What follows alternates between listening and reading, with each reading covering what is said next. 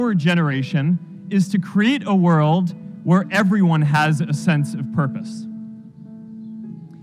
One of my favorite stories is when JFK went to go visit the NASA Space Center, and he saw a janitor holding a broom, and he asked him what he was doing, and the janitor replied, "Mr. President, I'm helping put a man on the moon." Purpose is that feeling that you are a part of something bigger than yourself, that you are needed, and that you have something better ahead to work for. Purpose is what creates true happiness. As I've traveled around, I've sat with children in juvenile detention and opioid addicts who've told me that maybe their lives would have turned out differently if they just had something to do, an after-school program or somewhere to go. I've met factory workers who know their old jobs aren't coming back and are just trying to find their path ahead. For our society to keep moving forward, we have a generational challenge to not only create new jobs, but create a renewed sense of purpose. I remember that night I launched Facebook from that little dorm in Kirkland House. I went to Noakes with my friend KX, and I remember telling him clearly that I was excited to help connect the Harvard community, but one day someone would connect the whole world. The thing is, it never even occurred to me that that someone might be us. We were just college kids. We didn't know anything about that. There were all these great big technology companies with all these resources, and I just assumed one of them would do it. But this idea was so clear to us that all people want to connect. So we just kept working on it, day after day after day. And I know that a lot of you are going to have your own stories just like this. A change in the world that seems so clear that you are sure someone else is going to do it. But they're not. You will. You see, my hope was never to build a company. I wanted to have an impact.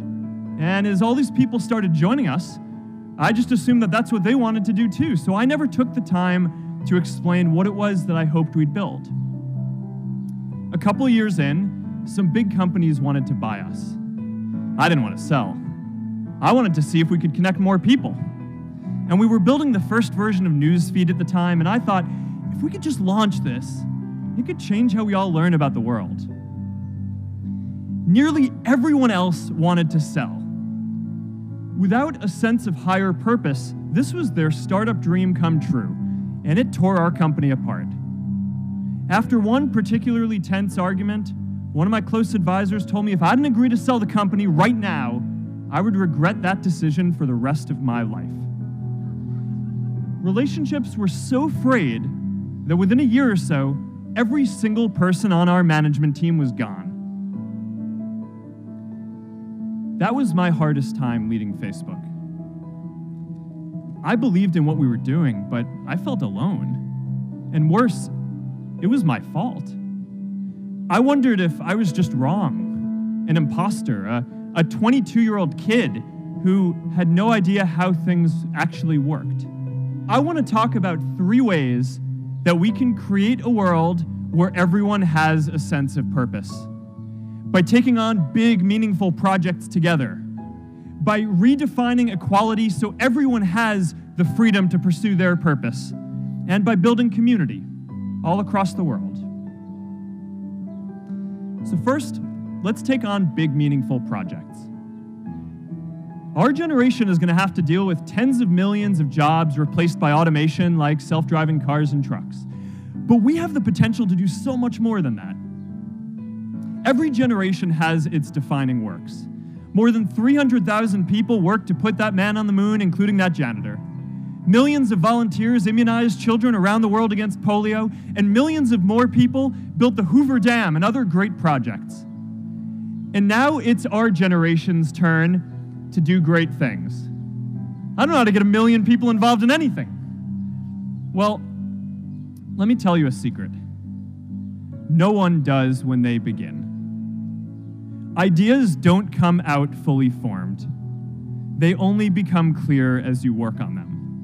You just have to get started.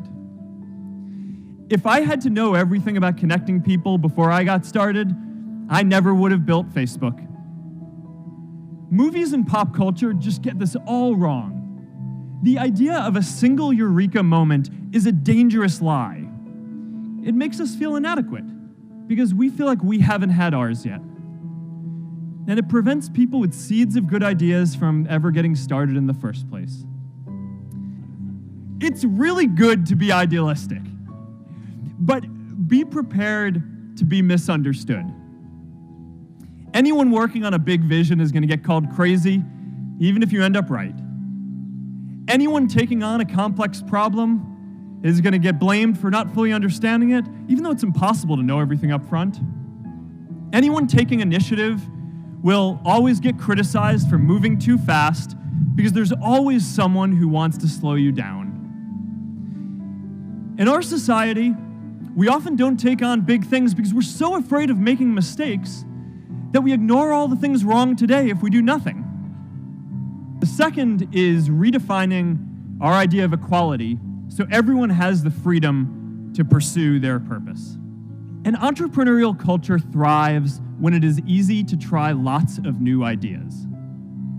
Facebook wasn't the first thing I built.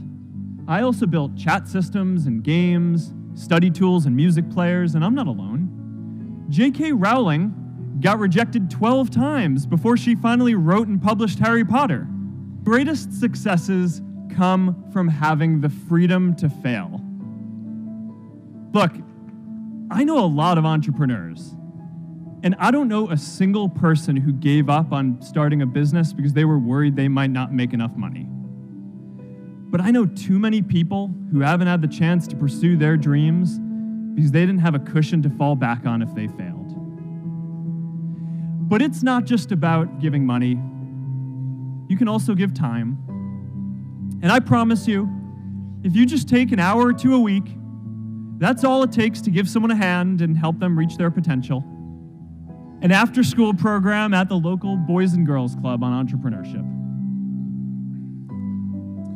I taught those kids lessons on product development and marketing, and they taught me what it was like growing up feeling targeted for your race, and what it's like having a family member in prison.